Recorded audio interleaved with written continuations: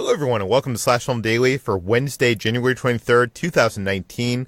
On today's episode, we're going to be discussing our most anticipated films of the 2019 Sundance Film Festival. This is Slash Film Editor-in-Chief Peter Sciretta, and joining me on today's podcast is Slash Film Weekend Editor Brad Oman. Hey, that's me. Senior Writer Ben Pearson. Hey, what's going on? And Writer Chris Evangelista. Hello. You've given up on the everyday thing, changing it up? This is a special episode, so I went back to the... Back to the classic. Yeah. So the team here, not including me, for the first time in I think like 15 years or something insane, is heading to Park City, Utah for the Sundance Film Festival. And actually, Chris, this is your first time going. Are you excited? I'm very nervous. I'm very anxious, not just because of the plane, just in general, because I feel like I don't know what I'm doing. Like I'm a pro at TIFF because I've been going there for a few years. I've never done this. I don't know where everything is. I don't even know how I pick up my badge. So I feel a little overwhelmed. I'm sure once I get there, I'll get in the groove. But today I'm freaking out a little bit. I will say that the Sundance, having gone to a lot of film festivals, Sundance Film Festival feels different than like the Toronto International Film Festival, because that just feels like there's locals going to these, world premiere screenings in a city, where this actually feels like everybody is there for the festival. Like everybody has traveled. There are locals, but, and especially like in previous years, you'll be on a shuttle bus around this small, town, this mountain town, and like you'll be hearing people talk about certain films, and like, you'll end up completely changing your plans like from one day to the next based on what you're just overhearing. I guess that buzz has kind of gone over to Twitter at this point. It used to be more of that. It used to be more of you running into filmmakers on the buses. Now all the filmmakers and the stars are on like their own like Uber Black private transports. Although you do run into some filmmakers on the buses. Let's talk about Sundance, because I know a lot of people out there listening to this are probably like, why should I care about Sundance? So, Brad, why don't you tell us, why should they care? Sundance is a big independent film festival where a lot of movies are being seen for the first time. And these are usually the kinds of movies that end up getting big buzz when they start getting released over the summer. Some of them ride a wave of popularity all the way to the Oscars, as we've seen with movies like The Big Sick. It's just a festival where there's a lot of buzz and excitement because this is the first time we're seeing these new movies. A lot of them are from new filmmakers. Some of them are from filmmakers who have played Sundance before and have had hit films that made their careers. This is a place where directors get discovered and new voices are heard, and great stories are told. So there's always something new and exciting at Sundance to see and to be excited about once the movies get picked up and once the buzz starts coming out of the festival. And so it's good to be there. It's good to pay attention just so that you know what's coming and you know what movies to look forward to later this year. What are some big films that have come out of this festival? Ben, do you have an idea, like a good roundup? I mean, just off the top of my head from last year, I mean, Searching was there. That ended up being one of my favorite films of the year, and Blind Spotting and Sorry to Bother You were, big movies that, made that went over very, very well at the festival and then continued to be a part of the, cinephile conversation all throughout the rest of the year. So those three off the top of my head alone, I loved being a part of the first batch of audiences to see those movies and being able to champion those. Mandy was another one that debuted there. Jordan Peele's Get Out premiered at Sundance. 8th Grade was also there. Yeah, exactly. So, I mean, there was a ton, just from last year. Last year was, I think, one of the best years of Sundance that I've been, and I've been probably, 5 or 6 times or something at this point. So, yeah. But, over the course of history, Peter, I'm sure you have a list of, some of the huge ones that have gone over really well and crossed over into the mainstream. Well, funny you should say that, Ben, because I've put together the best movies of Sundance Film Festival history from 1985 until 2017. I'll update it with last year's stuff, but I will link those in the show notes, and you can go through every year and see what the biggest film was to come out of that year. and also or the best film, not usually the biggest, but the best, and also the other films that debuted that year that were also pretty big. I mean, like, this is a festival that a lot of filmmakers get their start. Like, Rian Johnson's Brick, his first film, was at the Sundance Film Festival in 2000. That must have been 2005. 2005. Yes, you were right. 2005. My first year at the Sundance Film Festival was 2004, and that was the year that they had Super Size Me, Napoleon Dynamite, Saw, Garden State, Primer. I guess it goes down in after that. But there's a lot of great films that come out of Sundance, and the thing I loved about going to Sundance is the discovery, because you go to these other film festivals, like Chris, I know you go to TIFF every year, and TIFF is great because you get to see a lot of the award films early, but you pretty much know, for the most part, when you're going there, what you're seeing. Do you know what I mean? Like, I like that. Like, one of the things I'm thrown with this festival is I don't know any of what's going to be good or not, and I'm like, I have this like nagging feeling in the back of my head that everything I pick is going to be a dud, and it's going to be like, well, that was a waste of time. So that happens some years. It really does. Yeah. And the thing that sucks too is, some of these, the guide descriptions, because the studios don't even release subscriptions. You have to go based on the Sundance programmers and what they write up in their guide. And some of those descriptions seem wildly more exciting than the actual film is, or, the opposite. So you never know. You're basing it off of one thumbnail image in the guide and, what the programmer has to say. And also, obviously, Sundance has gotten huge. It used to be a festival where, filmmakers were discovered, it's where Kevin Smith and, all that whole group, Steven Soderbergh. But nowadays, a lot of the films there are big actors in these smaller films. And, so it's a little less of that nowadays, but it is still a lot of films that are like unknown quantities, that I think people are gonna, the best of the crop, people are gonna discover later in the year, possibly even in the award consideration at the end of this year. So I think that's why people should care. I guess now people are probably wondering, how can they attend this festival? I would say that this is probably one of the hardest festivals to attend, because it's really hard to get tickets. If you're a Utah local, they have I think a lottery system there to get tickets, which makes it easier. If you are a writer for some, magazine, newspaper, or website, they do have a good press program, and this year they have kind of opened it up to a more diverse group of voices, which is great.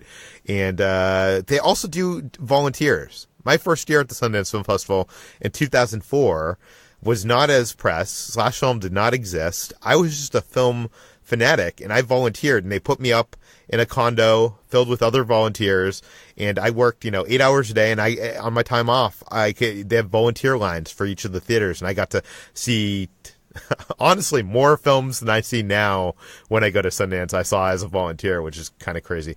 Maybe because you don't have to write them up when you're just enjoying them. But I guess that's how you can see it. But it's probably more realistic for people to go to a festival like TIFF, I guess, right? Like TIFF or like New York Film Festival or something like that. It's more accessible, I think. I guess, okay, you guys have looked down this lineup. You've gone from start to finish, and you've dug in. I have not. So I'm wondering, how does this year's Sundance lineup look compared to previous years?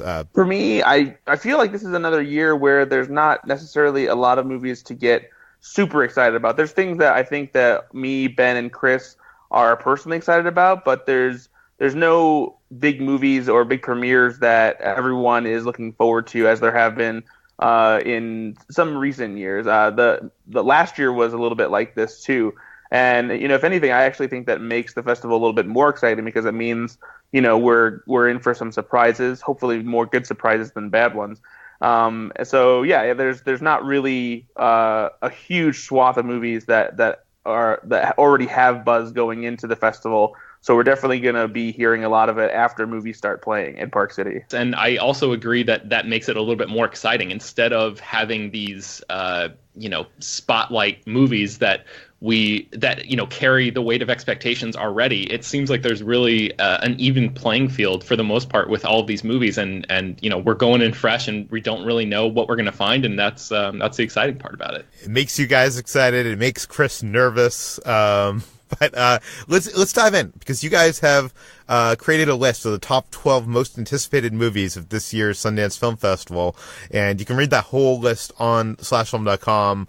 But we're going to talk about a bunch of the films here right now. Ben, what is one of the films you're anticipating?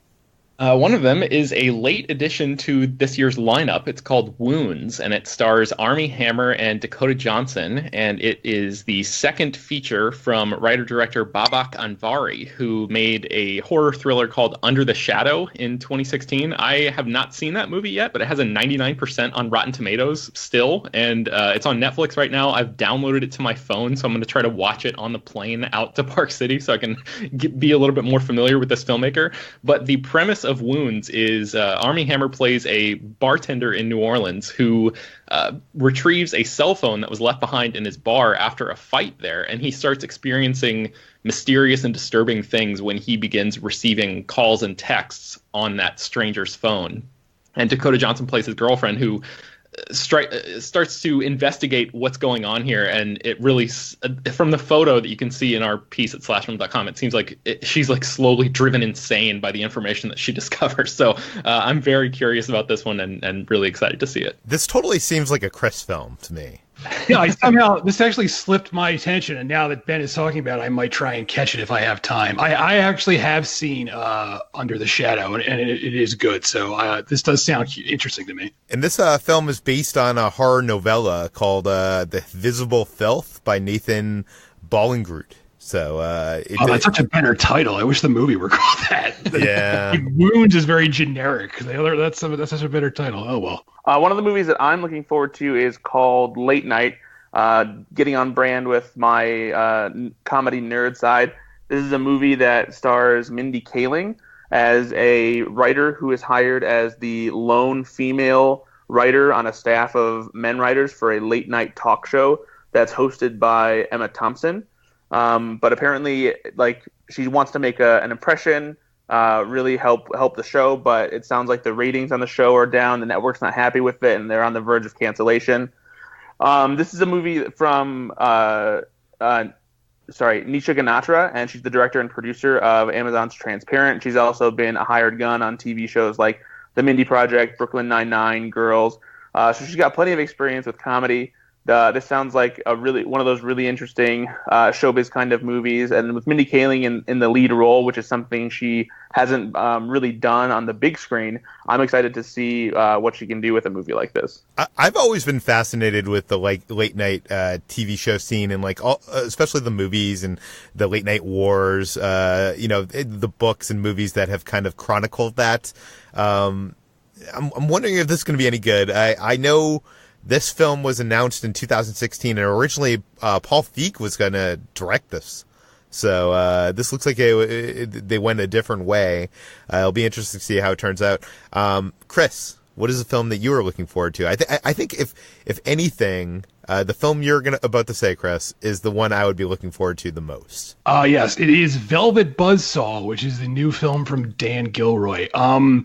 Even before the trailer dropped for this, which was recently, I was pretty excited. And then the trailer put me over the top. And normally I might avoid something like this because it's playing at Sundance, and then less than a week later, it's going to be on Netflix. So there's almost a feeling like maybe I'm wasting time, but it looks so good that I feel like I can't skip it.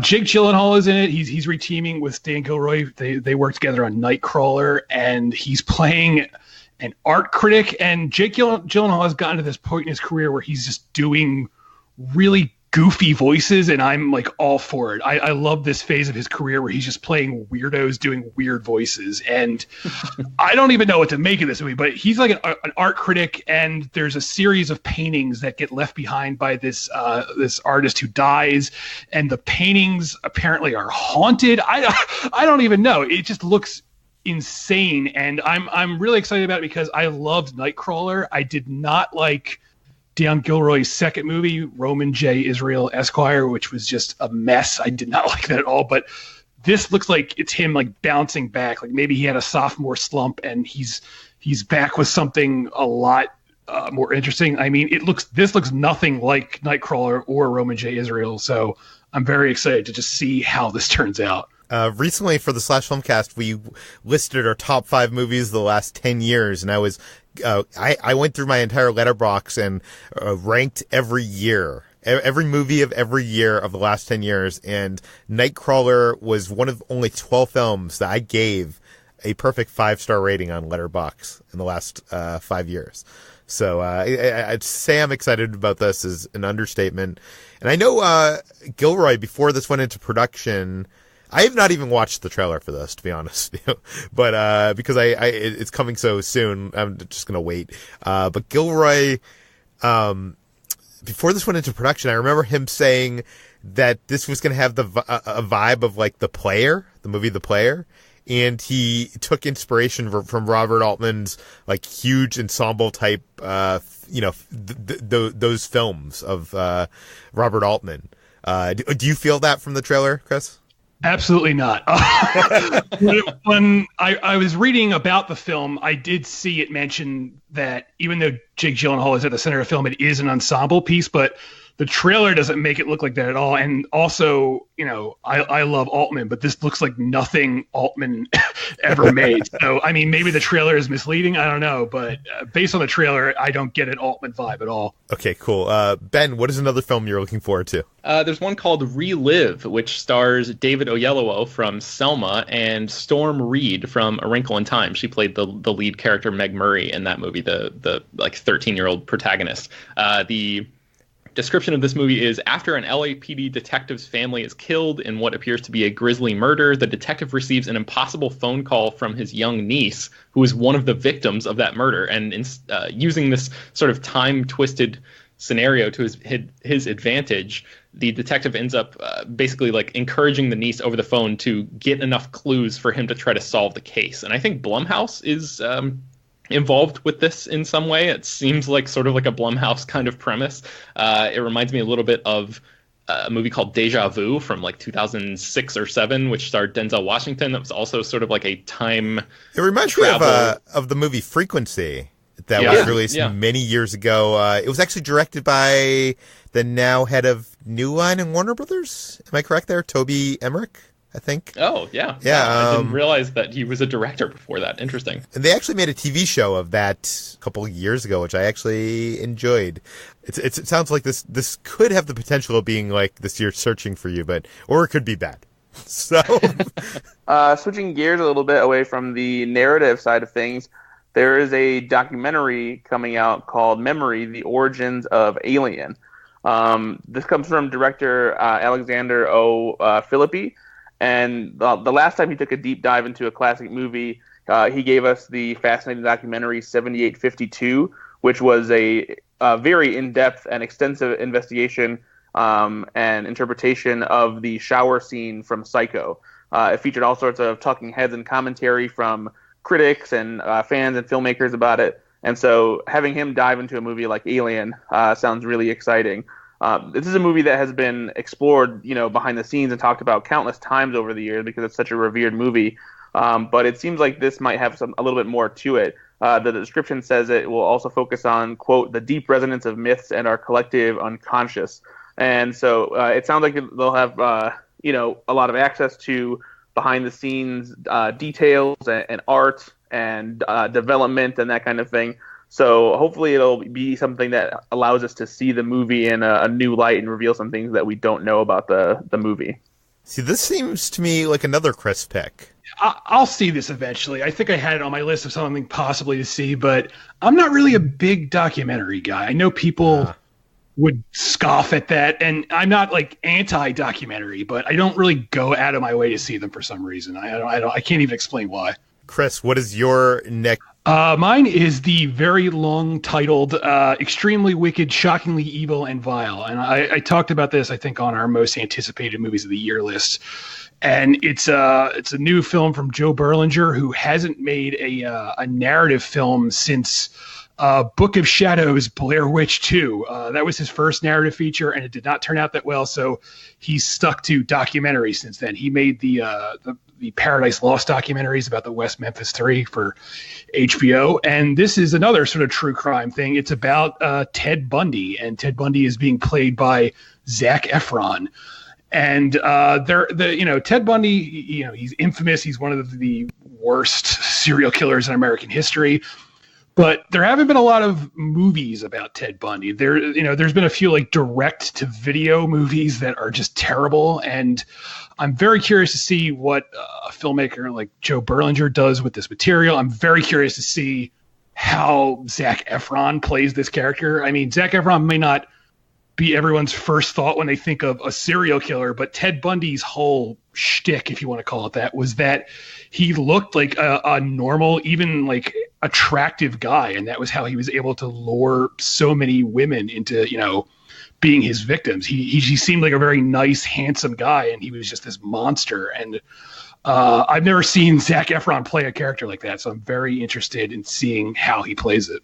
Based on what you've seen of Efron's career so far, Chris, do you think he has it in him to, pull off like a huge dramatic turn like this? I think he does. I actually think he's like, I don't want to say he's a great actor, but I think he's got a certain charisma that he's got that like movie star charisma, I guess, which a lot of people don't have anymore. And I'm very interested. He primarily sticks to like comedy. So I think he's actually one of those actors who's just waiting for the right dramatic role to make everyone else realize like, oh, he's got, he has more to him than what we're used to seeing. But I could be wrong. And I also feel like we keep on saying that, but he's had a couple dramatic roles that have been kind of acclaimed. Wasn't he in that, was it a Linklater film? The Orson Welles one? Oh, I never saw that. Orson Welles. Yeah, I didn't see that either. And I saw that. I actually really like that movie, and he's good in it. Yeah. There's two things about this movie, Chris, that make it interesting to me. Number one, this script won the 2012 Academy Nicholl Fellowship Awards. And that's like one of the golden standards of screenwriting awards. It took this long to get it made. And partially it's getting made because of Efron. Becoming involved. The other thing that makes it interesting to me is that this is going to be the acting debut of Metallica frontman James Hetfield, yes, who the director previously worked on the documentary Metallica, Some Kind of Monster, which I is an amazing documentary. Even if you don't like Metallica, I think it's incredible. It's basically Metallica in session, with a psychologist, I guess, right? Yeah. They were having like troubles amongst the band, and they basically all went to therapy together, and that's what it's about. Yeah, so I'm interested to see how James Hetfield does in his narrative acting debut. But Ben, what are you looking forward to? Another one that I'm really excited about is called The Death of Dick Long. And the premise is that this guy named Dick has died, and his friends Zeke and Earl don't want anybody discovering how that death happened. But Zeke's wife and daughter start to become suspicious, and Zeke and Earl are a couple of screw-ups who are really terrible at covering their tracks. So it seems like it's all going to come to a head in a really interesting way. That kind of sounds like a vague synopsis, but the main reason that I'm excited about this is because it comes from Daniel Scheinert, that's the director, and he is one half of the directing duo known as Daniels.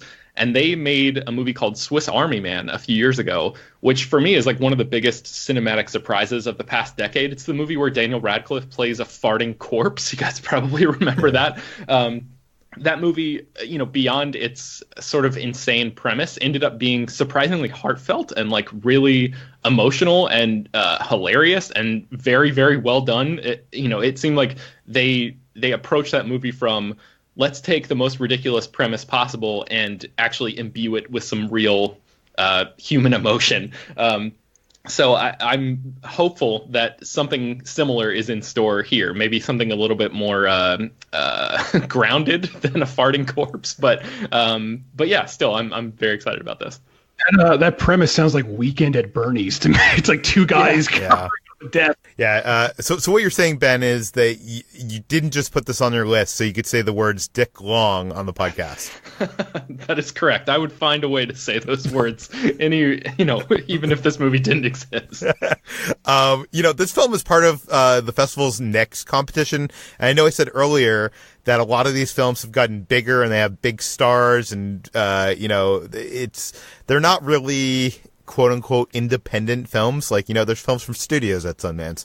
But the film festival a few years ago, might even be like 5 or 6 years ago at this point, introduced this category called the Next Competition, which basically is their, place for films that actually come from a very indie, point. Like it's where you can actually discover some cool stuff. Not that it doesn't have, films with names that we recognize, but it is more of a, like, made on an independent level, like we imagine Clerks was made. Do you know what I mean? Mm-hmm. So, that is my favorite, section of the competition. I hope you guys see that seems to be where a lot of the, more the boundary pushing kinds of movies come from, is that next, category as well. I am looking forward to a movie called Big Time Adolescence. As somebody much like you, Peter, who is a sucker for sort of coming of age comedies, this is something that fits into that line. It's about a 16-year-old teen named Mo who isn't really on the right path, and it's mostly because he's friends with a college dropout named Zeke, who is played by Saturday Night Live cast member Pete Davidson, who used to date this kid's older sister and has absolutely no direction in life. And so Zeke is teaching Mo the ropes of dealing drugs, partying, ghosting girls, and all this stuff. And his parents, including his father, played by John Cryer, are not too happy about it. So this is one of those movies where we've seen a lot of films like this before at Sundance. It's sort of a trope where there's a young kid who doesn't really have any direction and kind of has to find himself, figure his life out, that kind of thing. And so it's pretty typical, but because having somebody like Pete Davidson in it, as a Saturday Night Live fan, I'm excited to see what he does in a movie. And this is from a first-time director named Jason Orley, so we don't really have a gauge of what to expect. So this is one of those where I'm hoping for the best, simply just because I like the description of the movie and the talent involved. And I think you're right. If I was at the festival, this is one of the movies I would be excited to see. This script was on the 2014 Blacklist, which is a compilation of Hollywood insiders putting together the best unproduced scripts going around Hollywood. So, this has gotten some acclaim in script form. Let's move on to Chris. What are you looking forward to? Another one I'm looking forward to is The Report. This is a drama from Scott Z. Burns, who's collaborated with Steven Soderbergh a lot. I've said this before, but this looks like, awards bait the movie, but it also sounds really good. I mean, the cast is incredible. Adam Driver, Annette Bening, John Hamm, Tim Blake Nelson, Ted Levine, a character actor I really like. It's got a great cast, and it's based on a true story of a Senate staffer who was put in charge of looking into the CIA's interrogation program following 9/11.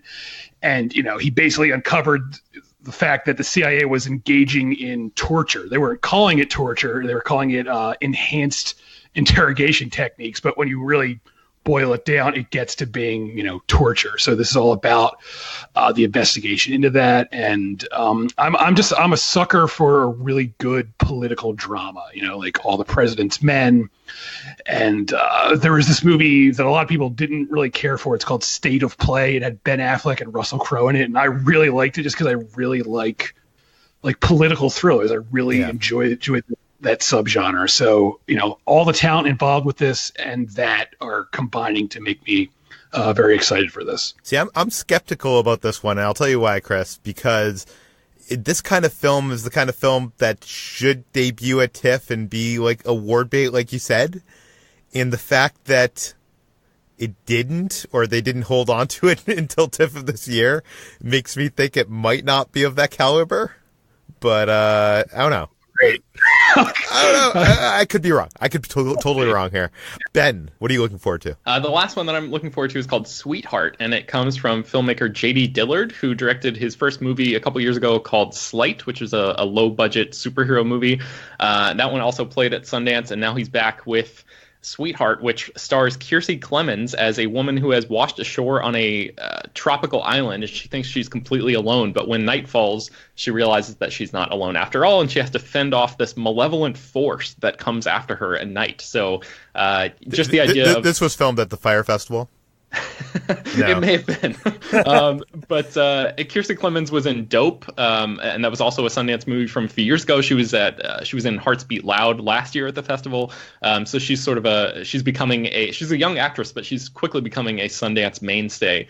I like her a lot as an actress, and this premise sounded intriguing to me. So I'm very curious to see what that malevolent force is going to be. This is one of those that I feel like has the potential to be very surprising and a personal favorite, or it could just be a total disaster and not satisfying at all when that reveal comes. So I feel like I don't know. We'll have to see what happens with this one.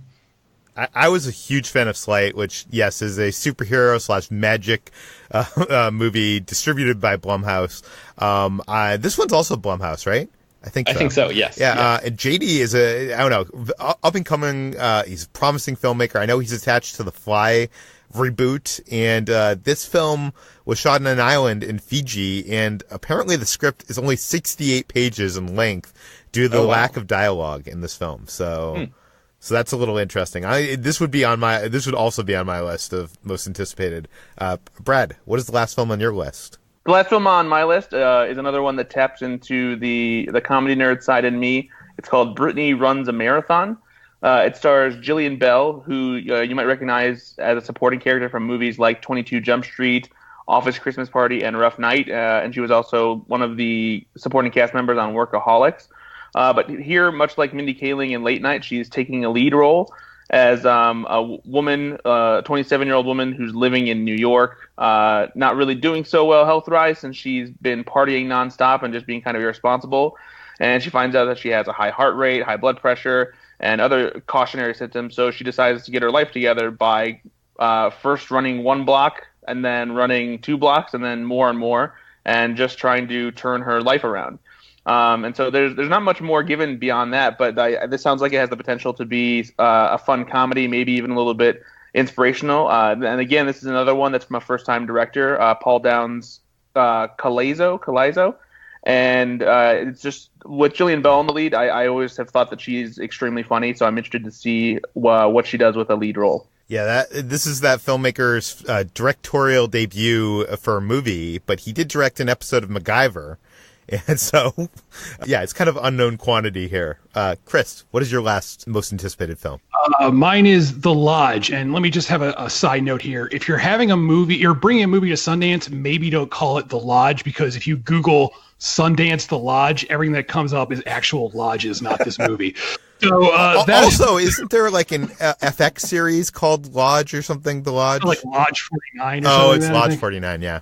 Yeah. So yeah, when I was trying to look up info on this, everything that came up was actual lodges. That aside, this is a horror movie. It's from the duo who directed this German horror movie called Goodnight Mommy, which I didn't entirely love because the script was it had this really obvious twist that you can see like 5 minutes into the movie coming, and it's not executed well, but the visuals were very creepy. So based on that, I'm interested to see what they do next, and what they do next is this. And it stars Riley Keough as this young woman who who becomes engaged to this guy going through a divorce.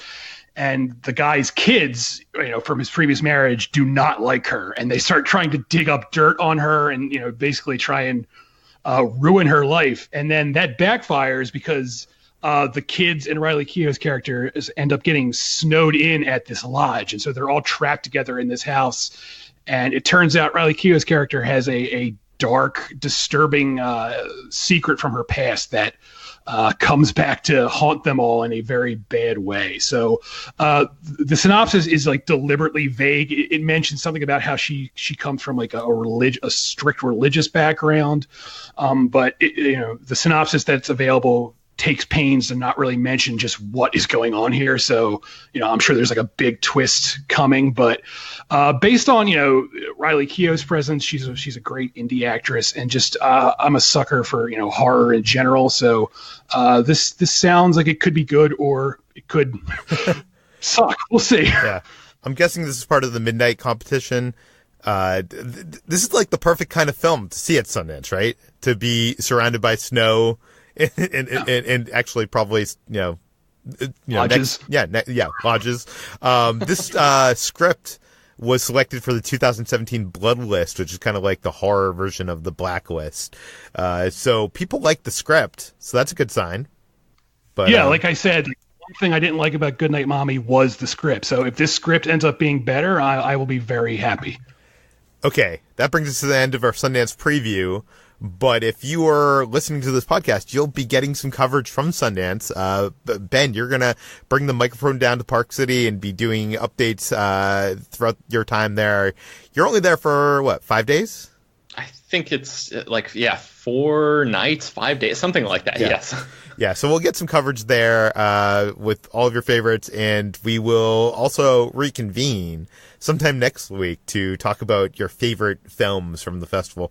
So you can look forward to that. But on the site right now, on slashfilm.com, Ben, what should we be looking out for? We have a feature from a regular freelancer named Marissa Maribel, who has an article called How 2018 Horror Explored Disability and Represented It for the Better. And it talks specifically about Hereditary and A Quiet Place and Bird Box, and how those movies sort of accurately depict people with disabilities, and how specifically they use those disabilities as narrative tools within the movie. So it's worth checking out. Chris, do you have another pick for us? I do. Matt Donato, another freelancer, and my co-writer on the Now Scream This horror streaming column, has a list of the 10 most disturbing scenes of 2018, and they're not all horror movie scenes. Like, for instance, the Suspiria scene, the infamous dance body twisting is on there, but also the opening scene of Vox Lux, which is this rather horrific school shooting scene, is on there too. So it's an interesting list because it's not just horror. Cool. You can check those out at slashfilm.com. I will have the links in the show notes. You can find all of our work at slashfilm.com. You can find all of the features we mentioned in today's podcast on that site, or linked in the show notes. This podcast, Slash Film Daily, is published every weekday on iTunes, Google Play, Overcast, Spotify, all the popular podcast apps. Please feel free to send us your feedback, questions, comments, concerns to peter@slashfilm.com. I promise we will get to the mailbag someday. And please head over to our iTunes page, rate and review the podcast, tell your friends, spread the word, and we'll see you tomorrow.